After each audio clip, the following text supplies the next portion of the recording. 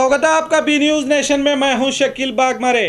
बीजापुर में लोक अदालत की शुरुआत। आपसी समझौते के तहत किया जाएगा इंसाफ। आज देश में करोड़ों मामले कोर्ट में पेंडिंग हैं, जिसके इंसाफ के लिए लोग परेशान हैं। इन्हीं सब लोगों की समस्याओं को हल करके लोगों को जल्द इंसाफ दिलाने के लिए लोक अदालत बनाई गई है। आज बीजापुर जिले के सीनियर जज और कानून सेवा प्राधिकार के सेक्रेटरी वेंकन्ना होसमनी ने आज मीडिया से बात करते हुए कहा कि कोरोना के चलते तमाम लोग परेशान हैं। अर्थव्यवस्था की हालत खराब है। प्राइवेट सेक्टर में काम करने वाले कई नौजवान अपनी नौकरियां गंवा चुके हैं और कोर्ट में भी तमाम काम ठप पड़े हुए हैं। इसी के चलते दोनों पक्षों के आपसी समझौते से क्रिमिनल मुकदमे, चेक बॉम्ब्स मामले, मनी रिकवरी मामले, एक्सीडेंट में परिहार पाने के मामले, कार्मिकों से जुड़े मामले, इलेक्ट्रिसिटी से जुड़े मामले, एमएमआरडी एक्ट से जुड़े मामले, तलाक के मामले छोड़कर तमाम पारिवारिक मामले, जमीन से जुड़े मामले, होम रेंट रिकवरी मामले, इंजंक्शन मामले, जन्म से जुड़े मामले और भी कई क्रिमिनल और सिविल मुकदमों को आपसी समझौते से हल करने की जिंदगी को आसान बनाने का सुनहरा मौका है। इसीलिए इस लोक अदालत को बनाया गया है। इस ई लोक अदालत में तमाम अदालतों के ईमेल आईडी दिए जाएंगे, जिसके ज़रिए एप्लीकेशन को डालना होगा। इस लोक अदालत से तमाम लोगों का फ़ायदा होगा।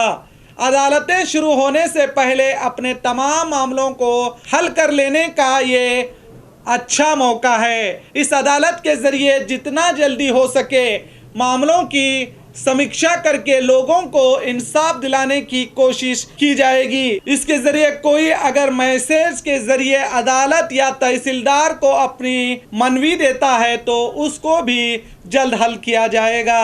इसके लिए कोई खास वक्त मुकर्रर नहीं है। 18 सितंबर तारीख से पहले आप कभी भी अर्जी दाखिल कर सकते हैं, जिसके लिए आप वकील की सहायता ले सकते हैं या सीधे एप्लीकेशन डाल सकते हैं, जिसके लिए कोई भी फीस नहीं होगी। सुनिए श्री वेंकन्ना होसमनी, सीनियर सिविल जज and member secretary DLSA Vijapur क्या कहते हैं। ಕಾನೂನು ಸೇವೆಗಳ ಪ್ರಾಧಿಕಾರ ಮತ್ತು ತಾಲೂಕು ಕಾನೂನು ಸೇವೆಗಳ ಸಮಿತಿಯ ವತಿಯಿಂದ ಬೃಹತ್ ಈ ಲೋಕ ಅದಾಲತನ್ನು ದಿನಾಂಕ 19 ಸೆಪ್ಟೆಂಬರ್ 2020 ನಡೆಸಲಾಗುವುದು. ಆದ್ದರಿಂದ ಸಾರ್ವಜನಿಕರು ವ್ಯಾಜ್ಯಪೂರ್ವ ಹಾಗೂ ಕಕ್ಷಿದಾರರು ನ್ಯಾಯಾಲಯಗಳಲ್ಲಿ ಬಾಕಿ ಇರುವ ರಾಜಿ ಆಗಬಹುದಾದ ಎಲ್ಲ ಪ್ರಕರಣಗಳನ್ನು ಮೇಲ್ಕಂಡ ದಿನಾಂಕದಂದು ಬೃಹತ್ ಈ ಲೋಕ ಅದಾಲತ್ ಮೂಲಕ ಅತಿ ಶೀಘ್ರವಾಗಿ ಇತ್ಯರ್ಥಗೊಳಿಸಿಕೊಂಡು ಪರಿಹಾರ ಪಡೆದುಕೊಳ್ಳಲು ಸುವರ್ಣ ಅವಕಾಶವಿದೆ. ಆದ್ದರಿಂದ ಸಾರ್ವಜನಿಕರು ಮತ್ತು ಕಕ್ಷಿದಾರರು ಇದರ ಪ್ರಯೋಜನ ಪಡೆದುಕೊಳ್ಳಲು ಇದು ಸೂಕ್ತ ವೇದಿಕೆಯಾಗಿದೆ. ಪ್ರತಿದಿನ ಎಲ್ಲ ನ್ಯಾಯಾಲಯಗಳಲ್ಲಿ ಈ ಲೋಕ ಅದಾಲತ್ಗೆ ಸಂಬಂಧಿಸಿದಂತೆ ಪೂರ್ವಭಾವಿ ಬೈಠಕ್ಗಳು ನಡೆಯುತ್ತಿವೆ. ಈ ಲೋಕ ಅದಾಲತ್ನಲ್ಲಿ ರಾಜಿಗೆ ಒಳಪಡಬಹುದಾದ ಎಲ್ಲ ಕ್ರಿಮಿನಲ್ ಪ್ರಕರಣಗಳನ್ನು ಹಾಗೂ ಚೆಕ್ ಬೌನ್ಸ್ ಪ್ರಕರಣಗಳನ್ನು, ಬ್ಯಾಂಕ್ ಪ್ರಕರಣಗಳನ್ನು, ಮನಿ ರಿಕವರಿ ಪ್ರಕರಣಗಳನ್ನು ಹಾಗೂ ಮೋಟಾರು ವಾಹನ ಅಪಘಾತ ಪರಿಹಾರ ವ್ಯಾಜ್ಯಗಳನ್ನು, ಕಾರ್ಮಿಕರಿಗೆ ಸಂಬಂಧಪಟ್ಟ ಪ್ರಕರಣಗಳನ್ನು, ವಿದ್ಯುತ್ ಶಕ್ತಿಗೆ ಸಂಬಂಧಪಟ್ಟ ಪ್ರಕರಣಗಳನ್ನು ಹಾಗೂ MMRD ಆ್ಯಕ್ಟ್ಗೆ ಸಂಬಂಧಪಟ್ಟ ಪ್ರಕರಣಗಳನ್ನು ಮತ್ತು ಕೌಟುಂಬಿಕ ಪ್ರಕರಣಗಳನ್ನು ಅಂದರೆ ವಿಚ್ಛೇದನ ಪ್ರಕರಣಗಳನ್ನು ಹೊರತುಪಡಿಸಿ ಅಂತಹ ಪ್ರಕರಣಗಳನ್ನು ಮತ್ತು ಭೂ ಸ್ವಾಧೀನ ಪ್ರಕರಣಗಳನ್ನು, ಸಿವಿಲ್ ಪ್ರಕರಣಗಳಾದ ಬಾಡಿಗೆ ರಿಕವರಿ, ಇಸ್ಮೆಂಟರಿ ರೈಟ್ಸ್ ಪ್ರಕರಣಗಳನ್ನು, ಇಂಜಂಕ್ಷನ್ ಪ್ರಕರಣಗಳನ್ನು, ಸ್ಪೆಸಿಫಿಕ್ ಪರ್ಫಾರ್ಮೆನ್ಸ್ ಪ್ರಕರಣಗಳನ್ನು ಹಾಗೂ ವಿಭಾಗ ಪ್ರಕರಣಗಳನ್ನು ಹಾಗೂ ಇತರೆ ಅರ್ಹ ಎಲ್ಲ ಪ್ರಕರಣಗಳನ್ನು ಈ ಲೋಕ ಅದಾಲತ್ ಮೂಲಕ ಇತ್ಯರ್ಥಪಡಿಸಿಕೊಳ್ಳಬಹುದಾಗಿದೆ. ಮತ್ತು ಜನನ ಪ್ರಕರಣಗಳನ್ನು ಮತ್ತು ಜನನ ಪ್ರಮಾಣ ಪತ್ರ ಪಡೆಯುವ ಪ್ರಕರಣಗಳನ್ನು ಹಾಗೂ ಜೀವನಾಂಶ ಕೋರಿ ದಾಖಲಿಸಿರುವ ಎಲ್ಲ ಪ್ರಕರಣಗಳನ್ನು ಇದರಲ್ಲಿ ಇತ್ಯರ್ಥಪಡಿಸಿಕೊಂಡು ಸರಳ ಜೀವನ ಮಾಡಿಸಲು ಸುವರ್ಣ ಅವಕಾಶವಾಗಿದೆ. ಆದ್ದರಿಂದ ವಿಜಯಪುರ ಜಿಲ್ಲೆಯ ಕಾನೂನು ಸೇವಾ ಪ್ರಾಧಿಕಾರದ ವತಿಯಿಂದ ಸದಸ್ಯ ಕಾರ್ಯದರ್ಶಿಯಾದ ನಾನು ವೆಂಕಣ್ಣ ಹೊಸಮನಿ ಎಲ್ಲ ಸಾರ್ವಜನಿಕರಲ್ಲಿ ಮತ್ತು ಕಕ್ಷಿದಾರರಲ್ಲಿ ವಿನಂತಿಸಿಕೊಳ್ಳುವುದೇನೆಂದರೆ ಈ ಲೋಕ ಅದಾಲತನ್ನು ಪ್ರಯೋಜನ ಪಡೆದುಕೊಂಡು ತಮ್ಮ ವ್ಯಾಜ್ಯಗಳನ್ನು ಇತ್ಯರ್ಥಪಡಿಸಿಕೊಂಡು ಸುಖಮಯವಾಗಿ ತಮ್ಮ ಜೀವನ ನಡೆಸಲು ಇರುವ ಅವಕಾಶವನ್ನು ಸದುಪಯೋಗಪಡಿಸಿಕೊಳ್ಳಿ ಅಂತ ಕೋರುತ್ತೇನೆ. ಇದು ಈ ಲೋಕ ಅದಾಲತ್ ಅಂದರೆ ಆನ್ಲೈನ್ ಮೂಲಕನೇ ತಮ್ಮ ಅರ್ಜಿಗಳನ್ನು ಕೊಡ್ಬೋದು, ಅರ್ಜಿಗಳನ್ನು ಕೊಡಬೇಕಾಗ್ತದೆ. ಮತ್ತು ನಮ್ಮ ಇಮೇಲ್ ID ಕಳಿಸಿರ್ತೀವಿ ಎಲ್ಲ ಕೋರ್ಟ್ಗಳಿಂದ. ಈಗ ತಮಗೆಲ್ಲರಿಗೂ ಗೊತ್ತಿರೋ ಹಾಗೆ ಕೋವಿಡ್-19 ಬಂದು ಏನಾಗಿದೆ, ಎಲ್ಲ ಸಾರ್ವಜನಿಕರಲ್ಲಿ ಜನಜೀವನ ಅಸ್ತವ್ಯಸ್ತ ಆಗಿದೆ, ಆರ್ಥಿಕತೆ ಕುಸಿತ ಇದೆ. ಸಾಕಷ್ಟು ಯುವಜನರು ತಮ್ಮ ಖಾಸಗಿ ಸೆಕ್ಟ್ರಲ್ಲಿ ಇರ್ತಕ್ಕಂಥವ್ರ ಕೆಲಸಗಳನ್ನು ಕಳೆದುಕೊಂಡಿದ್ದಾರೆ. ಮತ್ತು ಈಗಾಗಲೇ ಕೋರ್ಟ್ಗಳಲ್ಲಿ ನ್ಯಾಯ ಹಾಕಿದವರು ಸಹಿತ ನ್ಯಾಯಾಲಯಕ್ಕೆ ಬರದಂತೆ ಆಗಿ ಅವ್ರಿಗೂ ಸಾಕಷ್ಟು ತೊಂದರೆಯಾಗಿದೆ. ಬಹುಮುಖ್ಯವಾಗಿ ಮೋಟಾರು ವಾಹನ ಅಪಘಾತದಲ್ಲಿ ಗಾಯಗೊಂಡವರು ಮತ್ತು ಒಬ್ಬ ಕುಟುಂಬದ ಸದಸ್ಯರನ್ನು ಕಳೆದುಕೊಂಡವರಿಗೆ ಪರಿಹಾರದ ಹಣದ ಅವಶ್ಯಕತೆ ಇರುತ್ತದೆ. ಅವರು ಇಂಥ ಪ್ರಕರಣಗಳಲ್ಲಿ ಬಂದು ಹಾಜರಾಗಿ ತಮ್ಮ ಪ್ರಕರಣಗಳನ್ನು ರಾಜಿಪಡಿಸ್ಕೊಂಡ್ರೆ ಅವ್ರ ಕೈಗೆ ಸ್ವಲ್ಪ ದುಡ್ಡು ಬರುತ್ತೆ. ಯುವ ನ್ಯಾಯ ವಕೀಲರಿಗೆ ಮತ್ತು ವಕೀಲರುಗಳಿಗೆ ಬರ್ತಕ್ಕಂಥ ಫೀಸ್ಗಳು ಬರುತ್ತೆ. ಎಲ್ಲರಿಗೂ ಇದರಿಂದ ಅನುಕೂಲ, ಹೆಚ್ಚಿನ ರೀತಿಯಲ್ಲಿ ಅನುಕೂಲವಿದೆ. ಅಂದರೆ ನ್ಯಾಯಾಲಯಗಳ ಪ್ರಾರಂಭವಾಗುವ ಪೂರ್ವದಲ್ಲಿಯೇ ಈ ಲೋಕ ಅದಾಲತ್ ಮೂಲಕ ತಮ್ಮ ಪ್ರಕರಣಗಳನ್ನು ಇತ್ಯರ್ಥಪಡಿಸಿಕೊಳ್ಳುವುದು ಒಂದು ಒಳ್ಳೆಯ ವೇದಿಕೆಯಾಗಿದೆ. ನಮ್ಮ ಇಮೇಲ್ ID ಅಂದರೆ dlsavijaypura@gmail.com. ಹಾಗೂ ಎಲ್ಲ ನ್ಯಾಯಾಲಯಗಳ ಇಮೇಲ್ಗಳನ್ನು ಸಹಿತ ನಾವು ಕೊಡ್ತೀವಿ. ಅಲ್ಲಿ ತಮ್ಮ ಅರ್ಜಿಗಳನ್ನು ಕಳಿಸಿದರೆ ಸಾಕು, ಅವುಗಳನ್ನು ಎಲ್ಲ ನ್ಯಾಯಾಧೀಶರು ಪರಿಶೀಲನೆ ಮಾಡ್ತೀವಿ.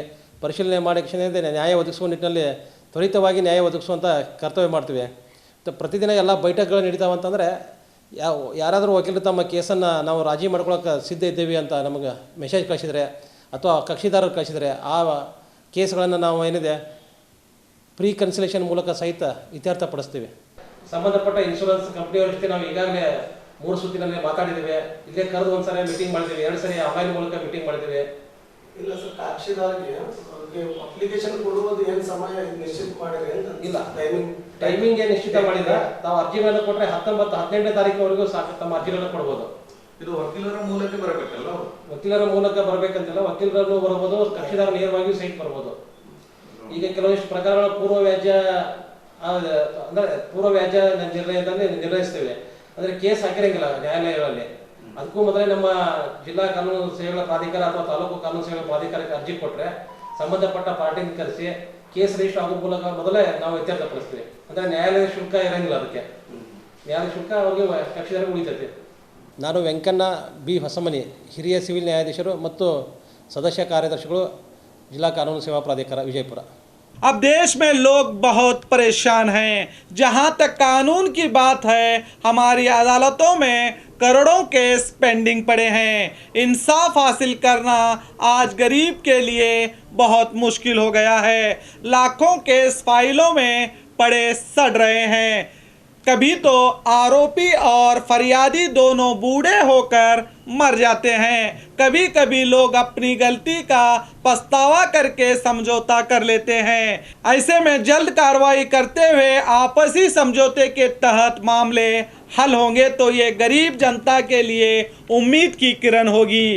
जो ये ई लोक अदालत का फैसला लिया गया है, ये बहुत ही अच्छा और सही निर्णय कानून विभाग ने लिया है।